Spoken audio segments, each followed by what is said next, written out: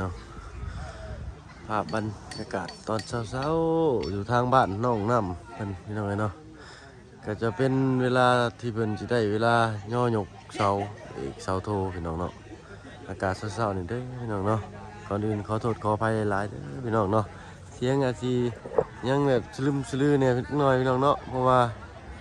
มันอากาศหนาวเนี่ยเลยกะหากระตื่นเนี่ยพี่น้องเนาะฝ้าวเรียนเขาว่าทางบ้านน้องน้ำเพิ่นเซ่เพิ่นพี่น้องเนาะกำลังบ้านเพิ่นจากน้องน้ำเพิ่นเซ่กำลังเปลี่ยนไปพี่น้องเนาะไปติดตามรับชมภาพบรรยากาศด้วยกันพี่น้องเนาะ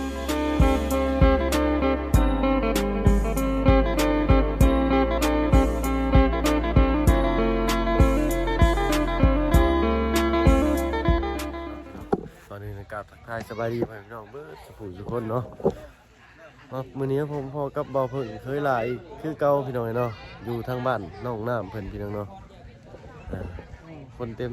แซวพี่น้องเนาะมื้อนี้เพราะว่ามื้อนี้เป็นมื้อสันวันดีเนาะมื้อสีวันงามยกเสาบ้านอีกเสาโทบ้านน้องน้ำพี่น้องเนาะไปตามรับชมภาพบรรยากาศไปด้วยกันพี่น้องเนาะ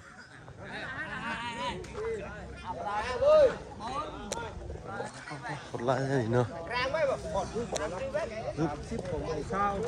พอดหมาเศร้าเนาะนั่นนี่ก่อนเยอะ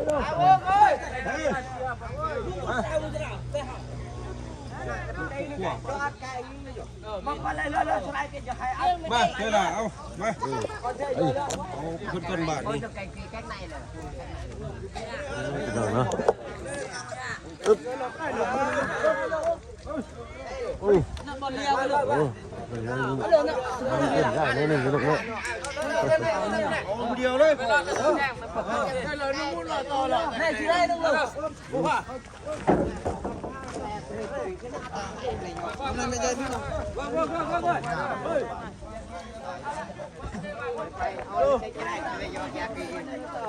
างน้องน้ำพี่น้องเนาะมีกำลังใจอยู่สบายดีนะโอ้ยสบายดีเนาะเป็นมือกล้องสองมือเลยพี่น้องเนาะเลยเอาเลยป่ะรถนะจูดักไปไหนซื้อกันไปก็จะเอาเลยลงก็เช็ค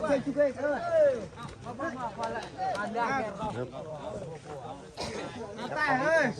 ตายไม่ใช่ทางน้องน้ำเป็นสบายดีน้องน้ำหมู่คู่มาซอยจะคนมานี่เนาะบอกนะแต่เขาไม่ได้มายังทำงาน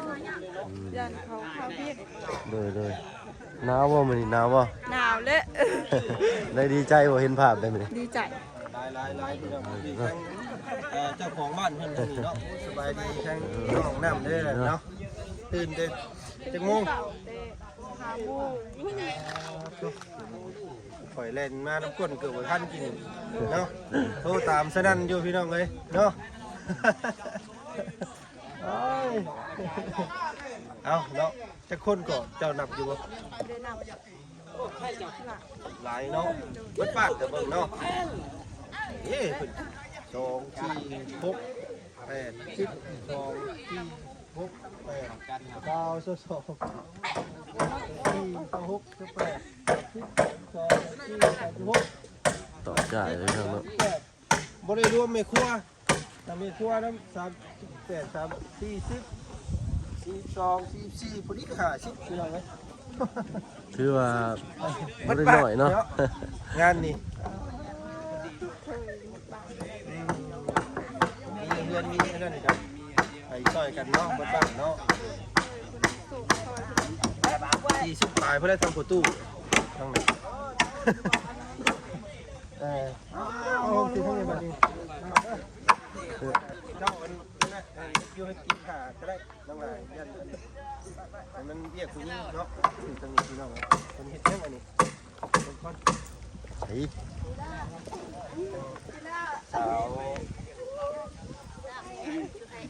สาวเฮงสาว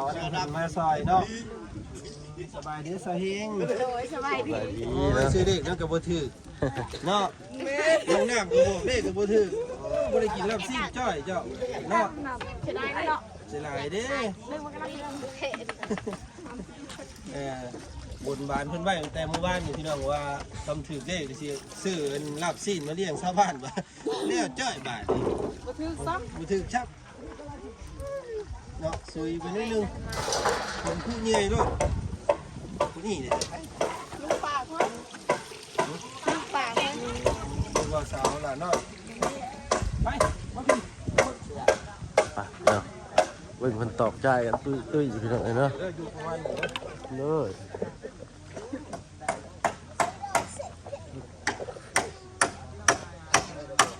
กำลังตอกใจพี่น้อยนะเป็นภาพบรรยากาศแบบอบอุ่นหลายเติบพี่น้องเลยเนาะ มากัน4-50 คนพี่น้องเนาะสิว่าเบิดบ้านเลยก็ว่าได้เนาะมันจะมีทั้งปลานินนะไปสร้างคนจีนมาสอยลงยกเสาเสียวภาพแบบห่างมาให้พี่น้องเล่นเบิ่งแล้วก็พี่น้องเนาะต้นกล้วยต้นกล้วยต้นเก่ามันนั่นยอกออกมาเลย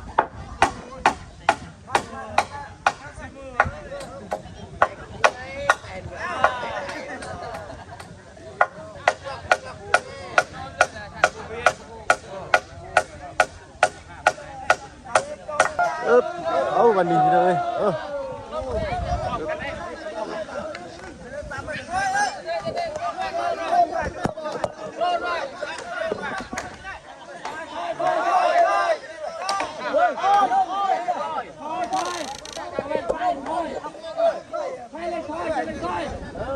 ถอยพี่น้องเนาะ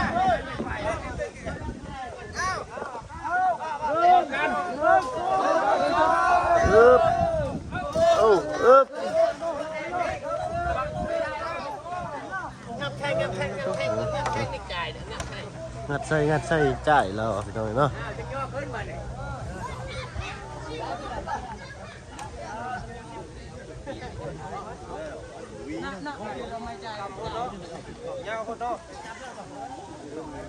โอ้ตุ๊กย่อขึ้นน้อยหนึ่งจะแบบสูงจนเทินพี่น้องเนาะ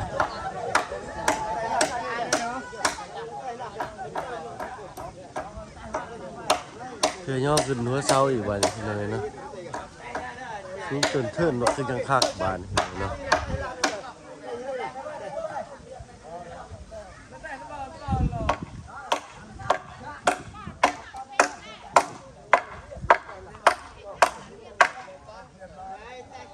ทางแม่ทางน้ำเพิ่นน้องพ่อ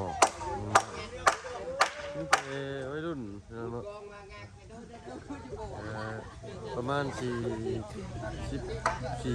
ปีผู้ชายกับไปจน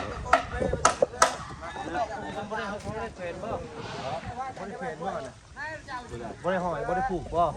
พูดยกเป็นค่าเช่ากันเช่ากลาง อ๋อจะสอบถามพี่ ของน้ำเพิ่นเนาะ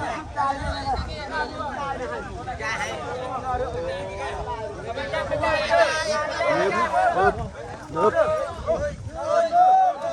ยกสูงๆพี่น้องนึบเป็นน้อยนิดนึงเลยเด้อ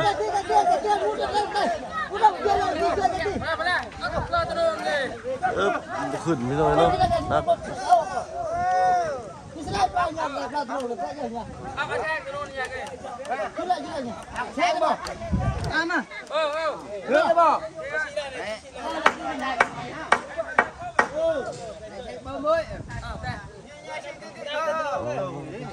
ตื่นเถิดเนาะ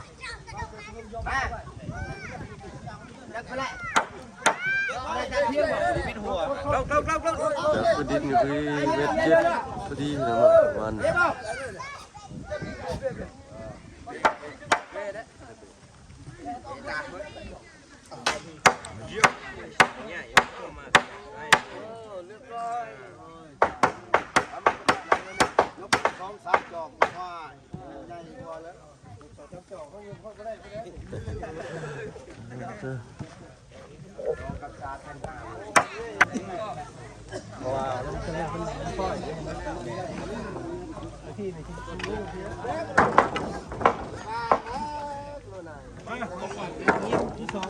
เป็นน้ำดินเนาะ ดินมันอ้นเลย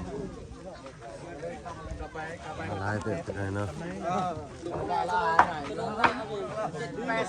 มาเพิ่งโชว์สีมือเนี่ย สบายดีจ้า ออกกำลังกายทุกบาทเนี่ย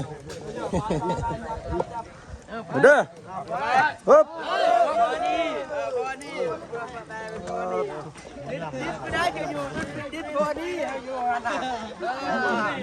มันกายเลยจะบ่อยยากพอนี่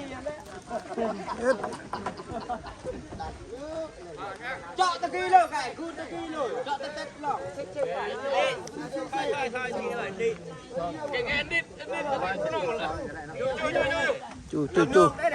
จูนี่คือปง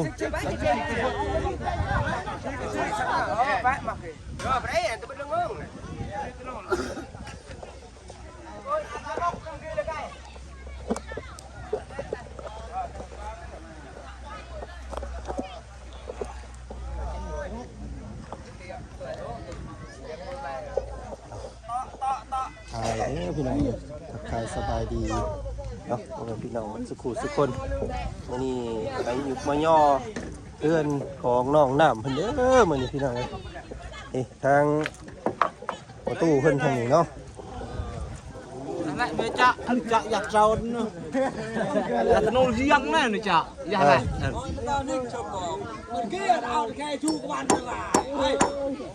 บัดสิว่าวันค่ากอกว่าบ่ได้บัดนี้ค่ากอกยาอยู่ เนาะนี่เสาเอกพี่น้องเสาควันเพิ่นตัวนี้เนาะ có va này ở nhà อยู่ทางพี่เพิ่นนิยมกันเอาใบอันนี้นะใบเตาใบหวายเนาะกันหวายกันหวายกันใบย่อบ่มีเพิ่นเอาเนาะใบหวายแทนอยู่พี่บ้านเฮามีต้องมีใบยุกใบย่อในบ้านเฮาเนาะ อันนี้โอ้ตามเลยบ่นี่ รุ่นเลยเนาะ เอาน้ำเห็นหลายเฮือนอยู่เห็นเฮือนมื้อนั้นก็ยิ่งมื้อนั้นก็เนาะมันเด้อเพิ่นตอกจ่ายก่อนบาท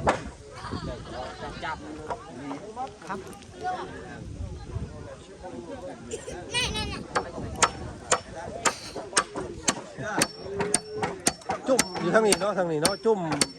สายจุ่มนี่พี่น้องเลยวัยรุ่นเพิ่นนี่จุ่มกันตลอดเลยโอ้ย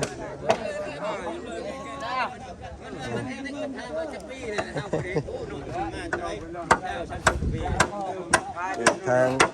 คนสร้างแหล่งพี่น้องอึ๊บ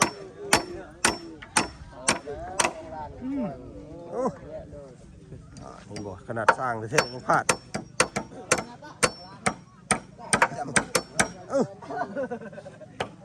ช่างมันไปเจอไม้กระจะอยู่มัด สร้างมาได้ใส่กระยาบ่เจอไม่กระจ้าแต่มันอยู่เบิดเลย ท่านมันมีรุ่นช่างตะกี้ตีมีจังหวะตีไหนเห็นว่ากับชอบตีอยู่เวลาเนี่ยตกชูช่างนี่เนี่ยตกมัดถ้าเบิ่งหมดตีเนี่ยมันไม่เนื้อแข็งจะตีไว้บ่ได้ก่อนโลด ต้องตีค่อย ตีจังหวะเต็กเต็กเต็ก ๆผ่านมันตอกมือกัน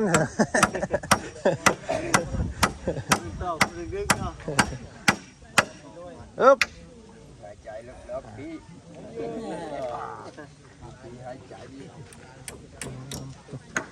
เติงยังพี่น้องเลยเนาะเบิดเด้อ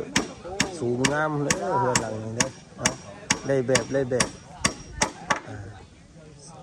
6 คูณ 9พี่น้องไปบ้านนี้พร้อมแล้วบ่บอกว่ายกเอายก มาพี่เนี่ยเด้อมาพี่เนี่ยอยู่พี่มาหลายคนได้หรอ มาเสานี่นะเสานี่นะ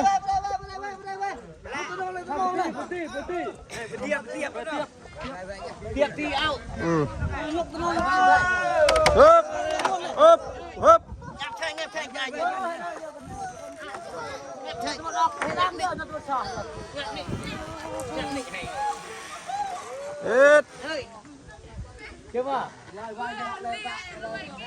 ไม่ได้เดินมาเดินลูก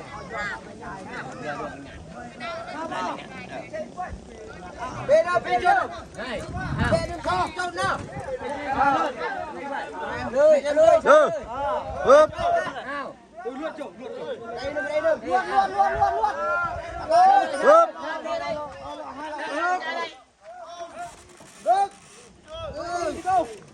เฮ้ยเรียบร้อย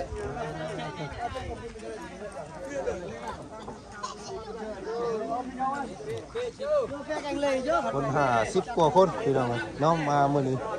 โอ้โธ่บัดบาดซั่นซะอ๊บว้าแต่นี่ยังบ่อยากไหว40บ่ได้รวมแม่ครัวบ่ได้รวมผู้เฒ่าอันครับบ่ได้รวมผู้เฒ่าใหญ่เพิ่นเพิ่นอันน่ะเป็นประจำแสงอยู่ในบ้านบ่ได้นับอ่ะนะ เวลาหยุดมันคือแบบมันยาวเอง โธ่ได้แบบดีนะบอกง่ายเนาะงามได้เฮือนหลังเป็นองค์ตรงอยู่พอสูงได้แบบเด้ สูงในแบบเนาะ สูงได้แบบนี่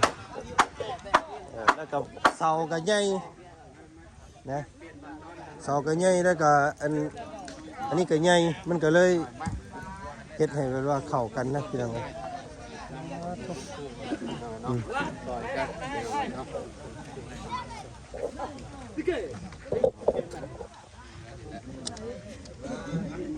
ระวังเตะหม้อเพิ่นเด้อบาดนี้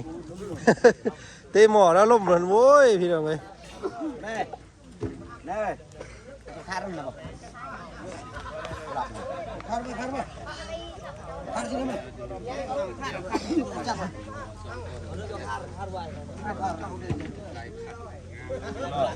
เอาเซินเดี๋ยวเนาะคนหลายจบเจือพี่น้องมื้อนี้บ่ได้น้อยเลยมื้อนี้เนาะ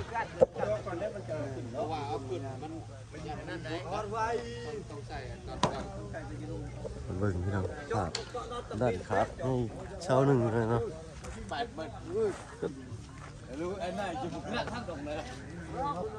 สูงจนเทินอยู่พี่น้องเนาะมันลงน้ำไป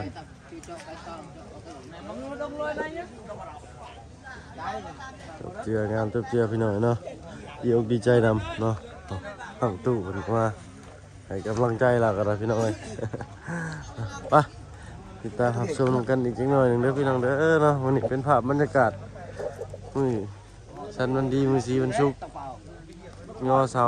เอกเสาโทบ้านน้องน้ำเพิ่นพี่น้องเนาะต้มพากันเต้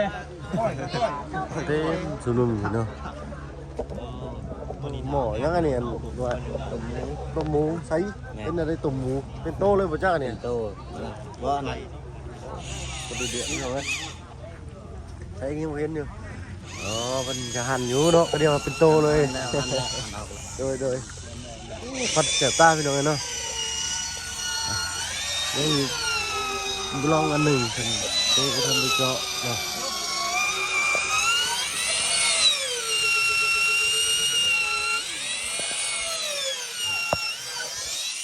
เอาไปตู้แล้วกันใส่บนทึนเลยเนาะ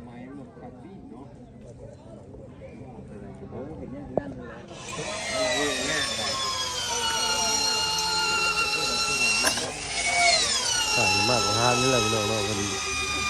จับน็อตจับยังทักแน่กันแล้วนี่เนาะ นี่มันอยู่ข้างล่างเด้เนาะมันก็เลยได้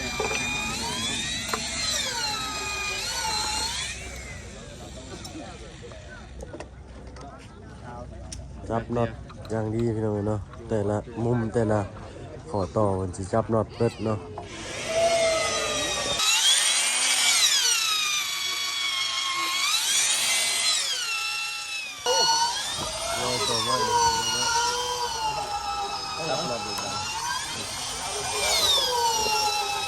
อีกครั้งฝีมือนายช่างเฮาพี่น้องสบายดีเด้อน้องช่างเนาะโดยสบายดีจ้ะเนาะ หัวหน้าคุมงานก็ว่าได้พี่น้องเนาะเป็นแบบเอาแบบเป๊ะๆเลยพี่น้องเนาะสร้างนี่รับประกันเนาะ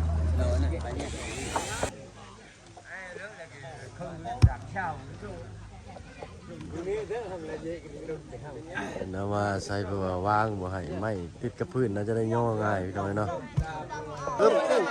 เหยียบขี้พี่น้องเนาะเสียงดังเอ็ดคักคือยังพี่น้องเนาะเอ็ด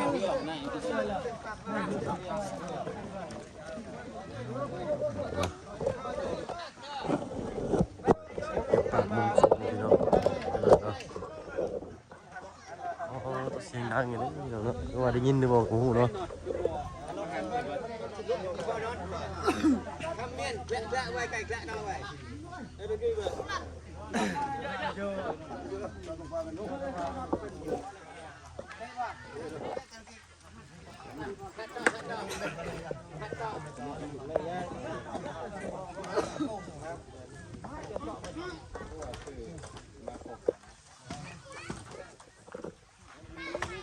ทางนั้นก็อันเป็น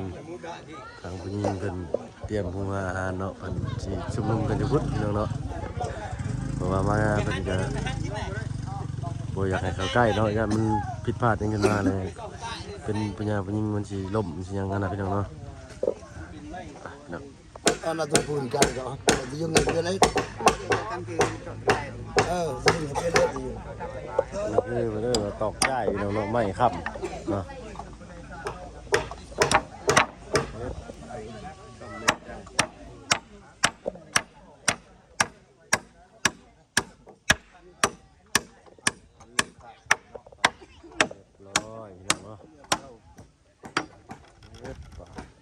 เสาสุดท้ายแล้วพี่น้องเนาะ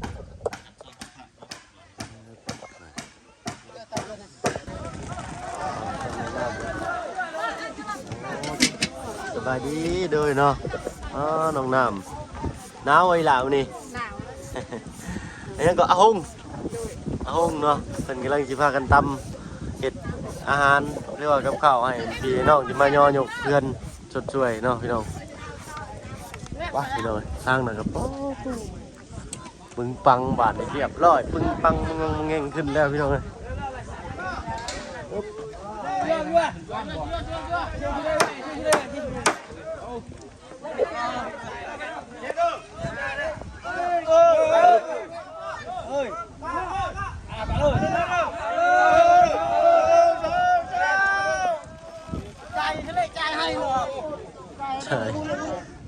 ใช่จะคือบ่ฮอกเราอะ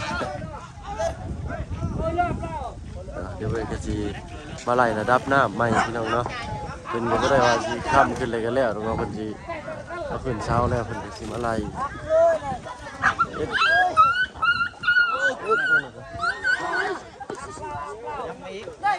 แล้วพี่น้องเราสิจัดภาพไปเบิ่งทางเงินเพิ่นก่อนเนาะเพิ่นเฮ็ดหยังกันพี่น้องเนาะชุมแซวจังกันเด้ทางนี้เฮ็ดหยังกันเนาะสบายดีเด้อสบายดีเลยเนาะบ่เฮ็ดหยังกันนะฮะข้าวสิถุงเอาไปแจกนี่ง่ายๆพี่น้องเนาะเต็มพอดีเลยเนาะสักคนอยู่ในหันนะ2 4 6คนเนาะ7คนพอดีอบอุ่นเลยเนาะเด้อ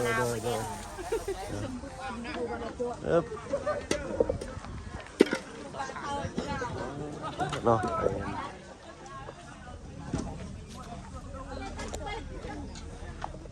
สาวจันกั้งโกบทางนี้พี่น้องเนาะสบายดีสาวจันกั้งโกบ สวัสดี เด้อเนาะมาซอยอันน้องน้ำเนาะมื้อนี้ แม่น มันตำมะฮุ่งแล้วตำมะฮุ่งนี่ทางนี้เอิ้นว่าจังได๋ ตำมะฮุ่ง ตำมะฮุ่งเนาะโอ้กระเจ้าเต็มอยู่เทิงหูไปเบิ่งดูกระเจ้าเฮ็ดหยังกันน่ะพอดีบัดนี้เนาะขึ้นไปอีก2เป็น9ทางน้องเพิ่นก็เป็นหมู่คู่กับทางน้องน้ำเนาะพี่น้องบ้านใกล้เรือนเคียงบ้านสำเร็จบ้านสาวจันเนาะบ้านน้องจันเพิ่นเนาะน้องจันน้องน้ำแล้วน้องเฮงพี่น้องเนาะ ร้อยพี่น้องเนาะคือว่าเสร็จสิ้นเป็นที่เรียบร้อยภารกิจยกชาวบ้านน้องน้ำเพิ่นพี่น้องเนาะ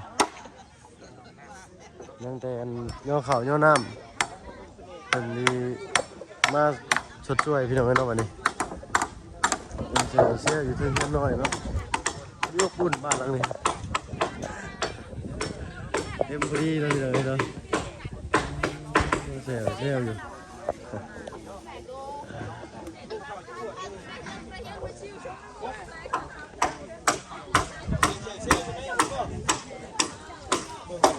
พอดีเต็มเลยนะฮะ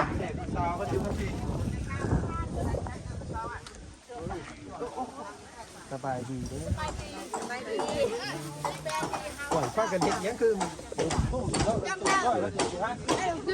สบายดีตัวแม่เนาะจ้าสบายดีโดยเนาะอ๋อโตเป็นได้แม่มันเห็นภาพไปสิเลยเห็นภาพมันเช้าตั้งขึ้นเลยดีใจคักแล้ววันนี้เนาะดีใจคักแล้วเนาะผู้คนก็มาลายเลยเนาะได้อันเข่าจักหวดมานี่เขาอวดพี่น้องทำที่หนึ่งไปคนหนึ่งน้องน้ำมาเป็นคนหนึ่งเข่าอ๋อซอยกันบ่เดือนตื่นสวยไปจักอันนี้ 5 โมง อ๋อตื่นตี 5มาพี่น้องเราหนาวมื้อนี้เบิ่งใส่ชุดมีมื้อนี้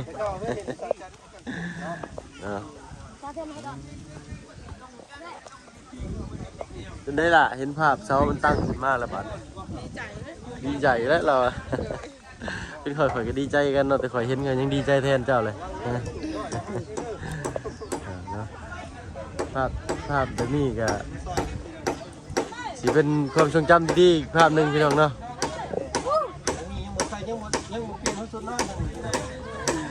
สุดกันหนาวแล้วเพิ่นว่า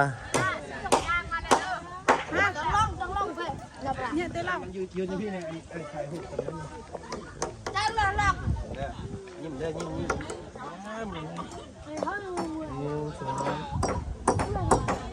ยิ้มดีกว่านี่1 2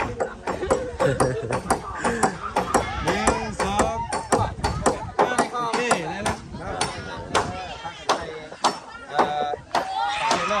อยู่ให้กินในเพิ่นนะ ภาพนี้ก็คือสิแบบเป็นภาพที่สวยงามที่สุดเลยเนาะพี่น้องเนาะสำหรับบ้านน้องน้ำเพิ่นเนาะคลิปนี้ก็มีไลน์เข้ามาอัปเดตอันยุคบ้านทั้งน้องน้ำเพิ่นพี่น้องเนาะนั่นแหละที่นี่ก็สิขอตัวลาพี่ลาน้องเนาะเป็นว่าสบายดีเด้อน้องหลานเด้อ ทำก่อน โอ้เนาะยังไงอธิษฐานกินข้าวกินน้ำเหมือนกันนี่แหละเนาะพี่น้องเนาะยังบ่ทันได้กินข้าวซ้ำมื้อนี้ก็มียังแหน่อีกล่ะบัด ปานิ่ม ปลานิน โดย ไปซื้อมาแต่เช้าๆบ่จักอันนี้ ประมาณ7 โมง เนาะมื้อนี้ใครได้แต่บ่แดดเนาะ โดย แดดกำลังสิออกไปหน่อยเนาะเพิ่นก็ต้องยกแต่เช้าเพราะว่ายังได้ผมได้เย็นเพิ่นก็ถึงบ่ฮอดเนาะสำหรับคลิปนี้ทั้งว่าเพิ่นก็สิขอตัวลาก่อนเนาะน้องน้ำเนาะ สบายดี โอ้ยเนาะเอาบ้านนี้ความฝันบ้านในฝันเราก็เป็นจริงอยู่เด้อน้องน้ำเด้อเนาะเข้ากันเลยเนาะ โอ้ไม่จอด เช้าบ้านพี่น้องเนาะ เมืองขี้เงี้ยกันอ่ะ สำหรับคลิปนี้มีอย่างไรพี่น้องเนาะเก็บภาพบรรยากาศอันทางชาวบ้านเพิ่นมาช่วยยกย่อเสาบ้านเสาอีกเสาโททุกบ้านน้องน้ำเพิ่นเนาะเดียวดีใจกันเด้อเนาะน้องน้ำเพิ่นครับสำหรับคลิปนี้ก็ขอตัวลาก่อนนะพี่น้องพอกันคลิปหน้าเลยสิเข้ามาใหม่อีกพี่น้องเนาะไปเอาเป็นว่าสบายดีนะพี่น้องเนาะ